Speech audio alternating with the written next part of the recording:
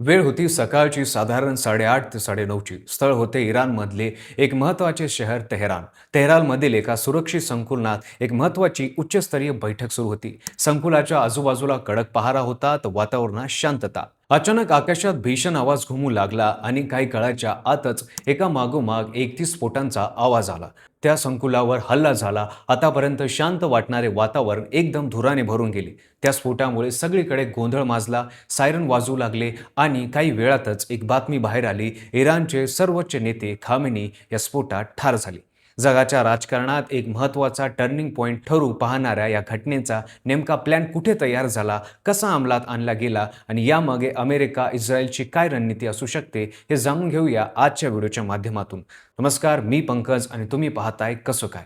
Ayatollah Ali Khamenei म्हणजे इराणमधील एक असे नाव व ज्यांच्याशिवाय कुठलाच आंतरराष्ट्रीय अंतिम निर्णय, राज्यस्तरीय बदलू शकत होते, संसद बदलू शकत होते, पण या सर्वांच्या नेत्याचा प्रभाव कायम होता. अनुकर्म असो, इस्रायल विरोधी भूमिका असो, अमेरिकेसोबतच सत्ता नाव असो, या प्रत्येक महत्त्वाच्या थोरामागे त्यांचा शब्द अंतिम मानला जाई. म्हणूनच त्यांच्यावर झालेला हा हल्ला तो फक्त शहाला नसून तो संपूर्ण सत्ता केंद्रावरचा केलेला प्रहार मानला जातो. त्यांच्यावर या हल्ल्याची प्लॅनिंग कशी केली असेल तर अशा स्तरावरील ऑपरेशन एका दिवसात आखले जात नाहीत.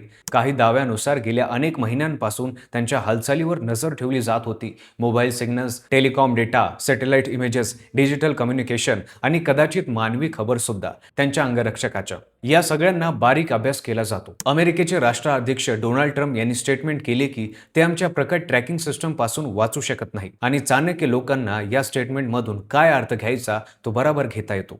आजच्या आधुनिक युगात गोळीपेक्षा डेटा जास्त धोकादायक असतो. एखादा नेत्याचा पॅटर्न ऑफ लाईफस्टाईल तयार केला जातो. तो नेता कुणाला भेटतो, किती वेळ भेटतो, कुठे थांबतो, कुठल्या मार्गाने प्रवास करतो आणि मग योग्य क्षणाची वाट पाहिली जाते. असेच डेटाच्या आधारे त्या दिवशी सकाळी तेहरानमध्ये एका सुरक्षित संकुलला सर्वोच्च नेते खामेनी आणि वरिष्ठ लष्करी अधिकारी बैठक घेणारे होते.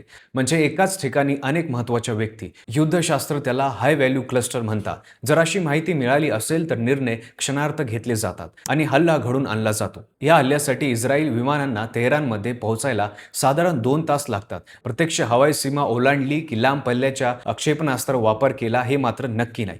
सकाळी 8:30 ते 9:30च्या दरम्यान संकुलावर सुमारे 30 बॉम्ब टाकल्याचे सांगितले जाते.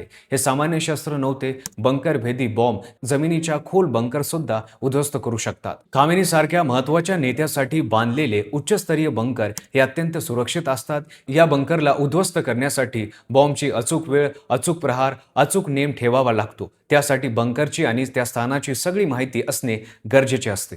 इराणला माहिती होते की त्यांचे सर्वोच्च नेते कायम त्यांच्या दुश्मन देशाच्या निशाण्यावर असतात. मग चूक कुठे झाली? ही चूक मानवी चूक होती की सायबर हॅकिंग होती की अंतर्गत गळती किंवा विरोधक टेक्नॉलॉजीमध्ये इतके ॲडव्हान्स झाले आहेत की असे सुरक्षित बंकर सुद्धा उद्ध्वस्त करू शकतात. खामेनी यांच्या मृत्यूमुळे थेट संघर्ष उभा राहून जागतिक बाजारपेठातील तेलाच्या किमतीमध्ये मोठी उसळ घेऊ शकतात. जागतिक बाजारपेठामध्ये अस्थिरता निर्माण होऊ शकते.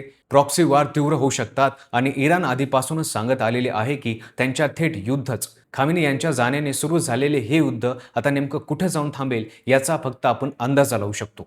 तुम्हाला काय वाटते? जग या घटनेनं हळूहळू तिसऱ्या महायुद्धाकडे वाटचाल करत आहे की नाही? आम्हाला कमेंट करून नक्की सांगा.